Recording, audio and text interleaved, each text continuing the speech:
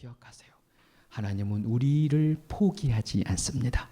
그 어떤 양도 하나님은 포기하지 않습니다. 때로는 그 고난이라는 것을 통하여서, 문제라는 것을 통하여서 하나님이 나를 이끌고 계시는 것입니다. 하나님의 품으로, 하나님의 곁으로 나를 따라오라, 나를 따라오라, 우리를 이끌고 가는 것입니다. 기억하세요. 하나님은 그것마저도 합력하여 선을 이루십니다. 지난주 이 시간 우리는 불안과 걱정의 실체에 대해서 함께 나누었어요. 우리가 걱정하는 대부분의 일은 일어나지 않는다. 또 어쩔 수 없는 일이며 더불어 이미 지나간 일이다. 그 중에 단 4%만이 해결할 수 있는 일이다. 다시 기억을 하게 되었죠. 실체가 없는 것과 싸우다 보니까 해결이 안 되는 거예요. 실체가 없는 것과 싸우다 보니까 내 마음에 해결이 되지 않은 채 근심과 염려가 쌓여가는 것입니다. 우리는 그동안 실체가 없는 것에 너무 많은 에너지를 쏟고 있더라 그러는 거예요. 그래서 어떻게 하는 것인가? 근심하는 것을 멈추어야 한다. 그리고 두 번째, 그 상황을 직면해야 한다라고 이야기했습니다. 근심하는 것을 멈추고 그 실체를 보아라. 반응하지 말고 대응하자. 반응하지 말고 지금의 상황을 객관적으로 파악하고 대응하자 말씀을 나누었습니다. 오늘은 지난 시간에 이어서 마음이 무거울 때 이렇게 하세요. 그 3번째 시간입니다. 점검합시다. 기억해 봅시다. 첫 번째 단계는 멈춤이었고 2번째 단계는 직면이었습니다. 이제 3번째 단계는 하나님을 믿는 믿음의 단계입니다. 사실 모든 불안의 이유는 사람의 존재 양식이 불완전하기 때문입니다. 모든 사람은 불완전합니다. 때문에 사람이 사는 인생도 불완전하고 사람이 모여 사는 세상도 불완전한 겁니다. 우리의 존재 양식이 불완전하기 때문에 무슨 일을 하든지 무엇을 만나든지 우리 마음에 불안함이 싹 트는 거예요. 이러한 사람의 불완전함을 파스칼은 다음과 같이 이야기합니다. 모든 사람의 마음에는 빈 공간이 있다. 그것은 어떤 피조물로도 채울 수 없으며 오직 하나님에 의해서만 채워질 수 있다라고 이야기합니다. 그렇습니다. 모든 사람은 하나님이 아니면 채울 수 없는 빈 공간이 존재합니다. 이 공간을 채우기 위해서 사람이 무던히도 애를 씁니다. 어떤 사람들은 많은 음식을 먹습니다. 맛있는 걸 많이 먹어요. 그럼에도 불구하고 공허하죠. 아무리 쇼핑을 많이 하고 사고 싶은 것을 다 사도 여전히 만족함이 없습니다. 물론 여기 모인 대부분의 사람은 원하는 만큼 쇼핑을 한 적은 없을 거예요. 저도 그래요. 꼭 한 번은 해보고 싶습니다. 그러나 쇼핑을 다 한다고 해서 다 얻는다 해서 내 마음에 만족함이 생기지는 않아요. 어떤 사람은 술로 그 빈 공간을 채워보기도 하고 어떤 사람은 세상의 쾌락으로 그것을 채워봅니다. 그러나 우리가 다 알듯이 그 공간은 절대 세상의 것으로는 채워지지 않는 것입니다.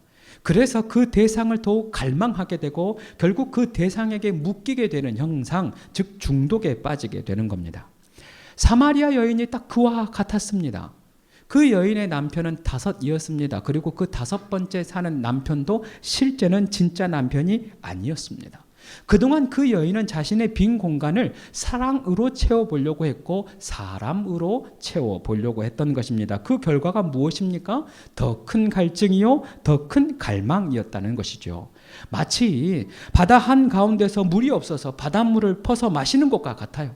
잠시 그 갈증이 해결되는 것 같지만 더 큰 목마름이 찾아오게 되는 것입니다. 이처럼 세상의 것으로는 도무지 우리를 채울 수 없다, 만족할 수 없다라는 것입니다. 이유가 무엇일까요? 2가지 이유가 있어요. 첫 번째, 세상이라는 존재보다 나의 존재가, 나라는 존재가 더 존귀하기 때문입니다. 여러분 생각해 보세요. 나에게 왕 다이아몬드가 수백 개 있다고 쳐봐요. 가정을 해보는 겁니다. 없는 거 다 알아요. 가정을 해봐요. 그런 사람에게 조그만 진주 하나가 어떤 감격이 있겠습니까? 전혀 감격이 없지요.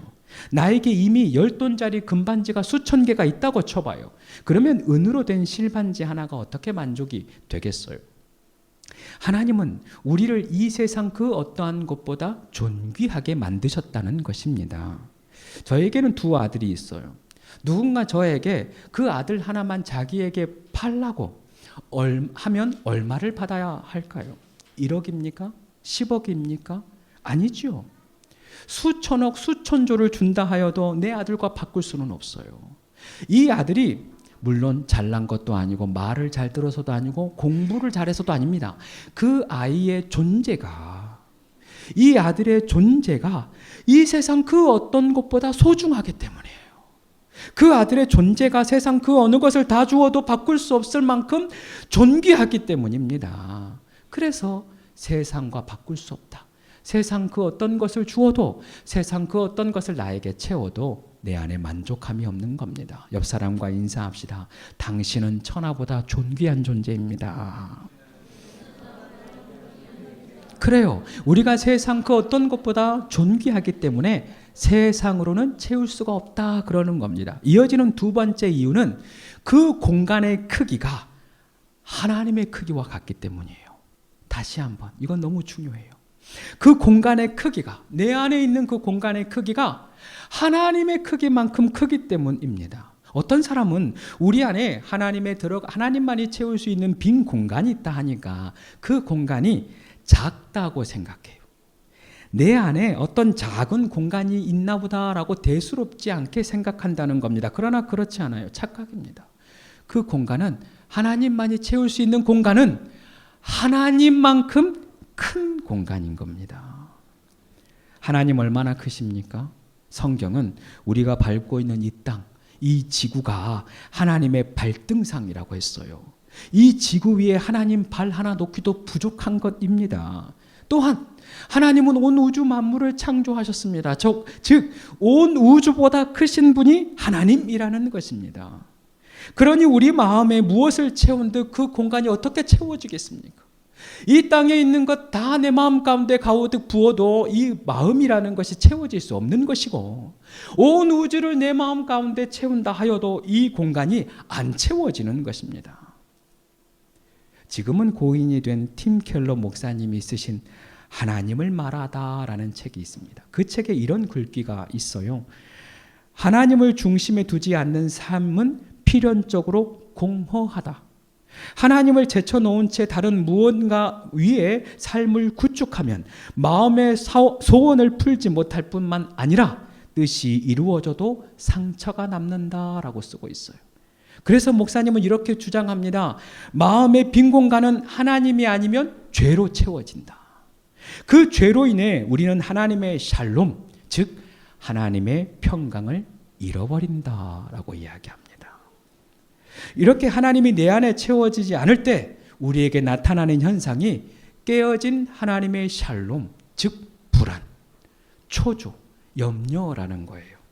하나님이 내 안에 채워지지 않기 때문에 내 안에 두려움이 생긴다는 겁니다. 궁극적으로 내 안에 생겨지는 모든 부정적인 감정은 하나님 아니면 해결되지가 않는다는 거예요. 그런 의미에서 마음이 무거워질 때 우리가 해야 할 가장 중요한 일은 내 안에 하나님을 확인하는 일입니다. 내 안에 하나님이 계신가? 내 삶에 지금 하나님이 역사하고 계시는가? 나는 하나님을 인지하고 있는가? 나는 정말 하나님을 믿고 있는가? 그것을 점검해야 한다는 것입니다. 오늘 본문의 말씀으로 돌아가 보십시다. 12 정탐꾼이 가나안 땅에 대한 보고를 했습니다.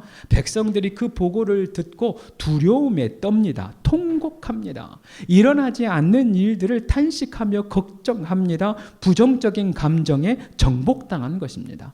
이때 여호수아와 갈렙이 그 백성들에게 하는 말이 우리가 읽은 본문 8절과 9절입니다. 제가 한 번 더 읽습니다. 여호와께서 우리를 기뻐하시면 우리를 그 땅에 인도하여 들이시고 그 땅을 우리에게 주시리라. 이는 과연 젖과 꿀이 흐르는 땅이니라. 다만 여호와를 거역하지 말라. 또 그 땅 백성을 두려워하지 말라. 그들은 우리의 먹이라. 그들의 보호자는 그들에게서 떠났고 여호와는 우리와 함께 하시느니라. 그들을 두려워하지 말라라고 말씀하고 있습니다. 오늘 여호수아와 갈렙 이 두 사람이 부정적인 감정에 휩쓸린 그 백성들을 향하여 승리하는 두 가지 비결을 알려주는 거예요. 첫 번째, 하나님이 우리를 기뻐하면 승리한다. 두 번째, 하나님이 우리와 함께 하시면 승리한다. 두 가지인 거예요. 다시 합니다. 하나님이 우리를 기뻐하시면 승리하게 된다. 하나님이 우리와 함께 하시면 승리한다. 말씀하고 있습니다. 그런데 이것을 가만히 생각해 보면 하나님을 기뻐하는 것, 하나님을 믿는 것, 하나님이 함께 하심을 믿는 것, 이 두 가지가 하나입니다. 생각해 보십시오. 무엇이 하나님을 기쁘게 합니까?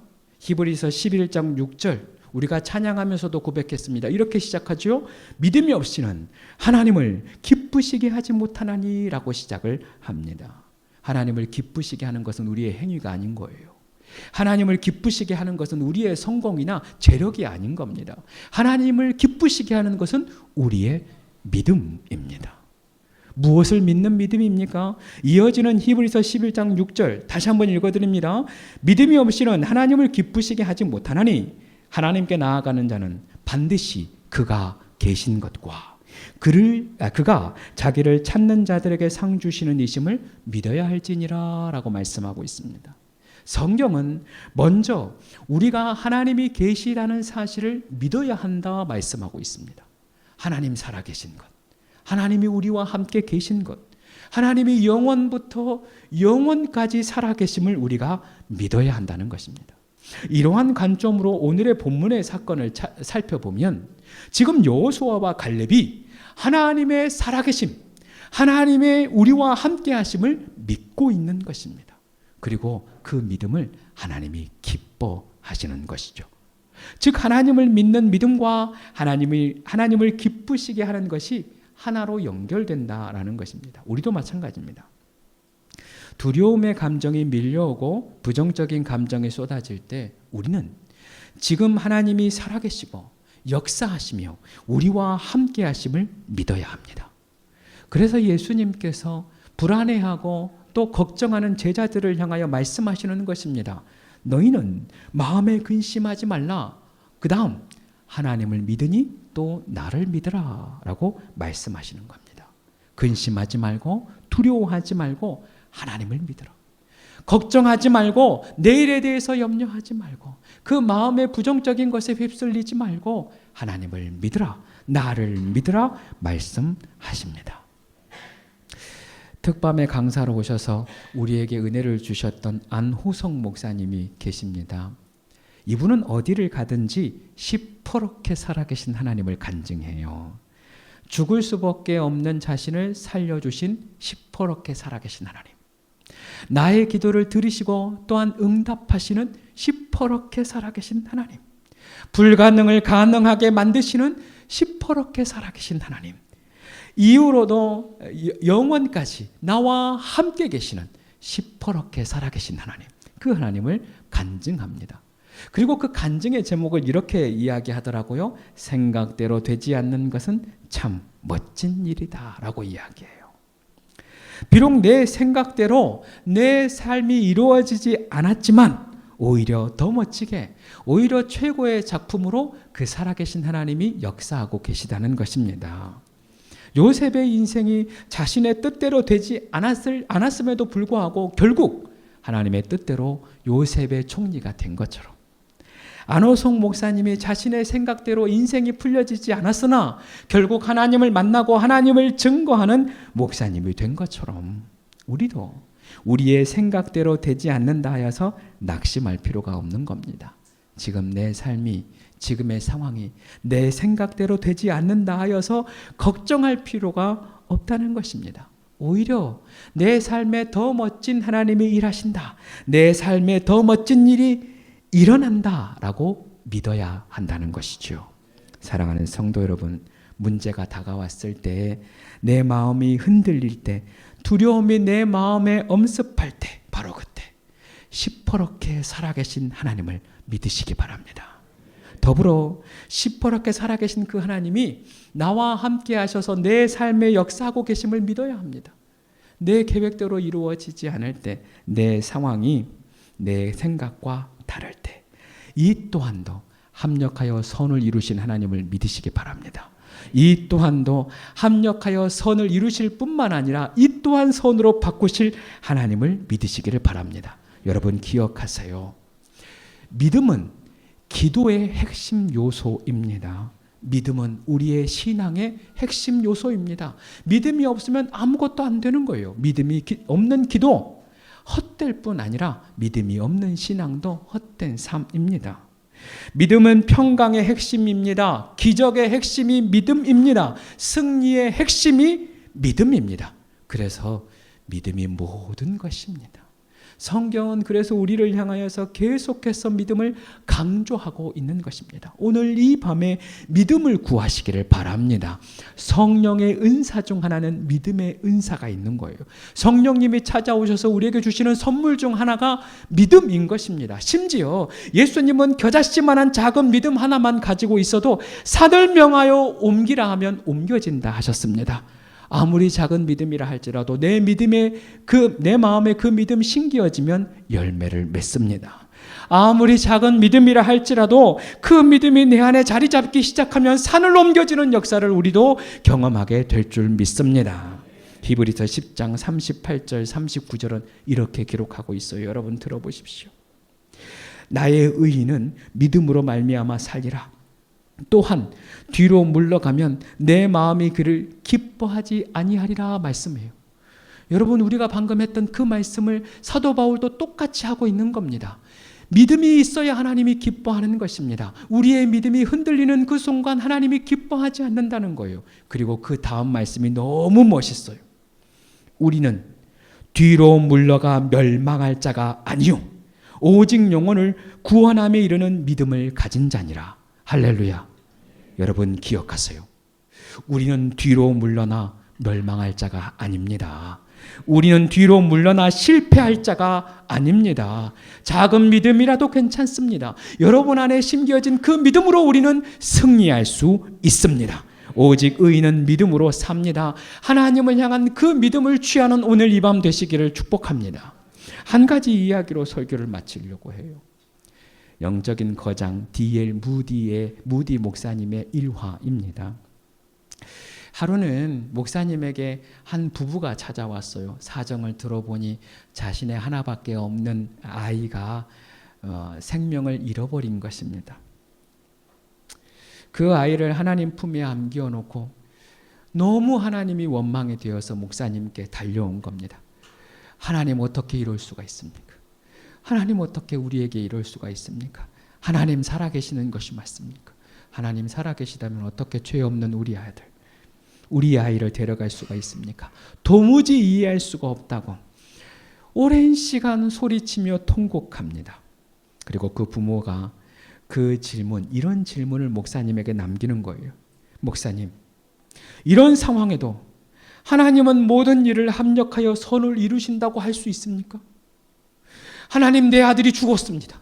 이런 상황에도 하나님이 모든 일을 합력하여 선을 이루신다는 것이 진짜 맞습니까? 잠시 침묵이 흐른 후 목사님이 한 이야기를 들려줍니다. 성도님, 한 목자가 2마리의 양을 이끌고 강을 건너야 할 때가 되었습니다. 그런데 이 양들이 도무지 말을 안 듣는 겁니다. 이리저리 도망하는 바람에 도무지 이 강을 건널 수가 없었습니다. 한참을 고민하던 목자가 결단을 내리고 어린 양 1마리를 덥석 품에 안습니다. 그리고 그 양을 품은 채 강을 건너는 거예요. 그러자 그 남은 어미 양이 목자를 따라 강을 건너기 시작했습니다. 성도님, 하나님도 이 목자처럼 해야 할 때가 있습니다. 하나님은 어떤 양도 포기할 수 없어서 그 1마리 어린 양을 먼저 품에 안을 때가 있습니다. 이제 우리가 해야 할 일은 그 사랑의 하나님을 믿음으로, 그 사랑의 하나님을 믿음으로 목자를 따라 가는 것입니다. 라고 고백했대요. 사랑하는 여러분, 하나님은 결코 우리를 버리지 않습니다. 때로는 우리의 삶에도 우리가 생각지 못한 기가 막힌 일이 있을 때가 있어요. 우리를 저 깊은 수렁텅이에 빠지는 일들이 분명히 있을 수 있습니다. 그러나 그때에도 기억하세요. 하나님은 우리를 포기하지 않습니다. 그 어떤 양도 하나님은 포기하지 않습니다. 때로는 그 고난이라는 것을 통하여서, 문제라는 것을 통하여서 하나님이 나를 이끌고 계시는 것입니다. 하나님의 품으로, 하나님의 곁으로 나를 따라오라, 나를 따라오라, 우리를 이끌고 가는 것입니다. 기억하세요. 하나님은 그것마저도 합력하여 선을 이루십니다. 하나님은 그 사건마저도 합력하여 선을 이루십니다. 다시 말씀드립니다. 이 사실을 믿는 믿음이 모든 것을 이깁니다.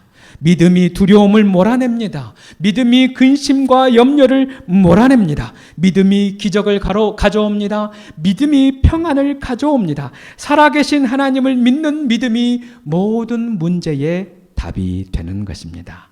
믿으시기 바랍니다.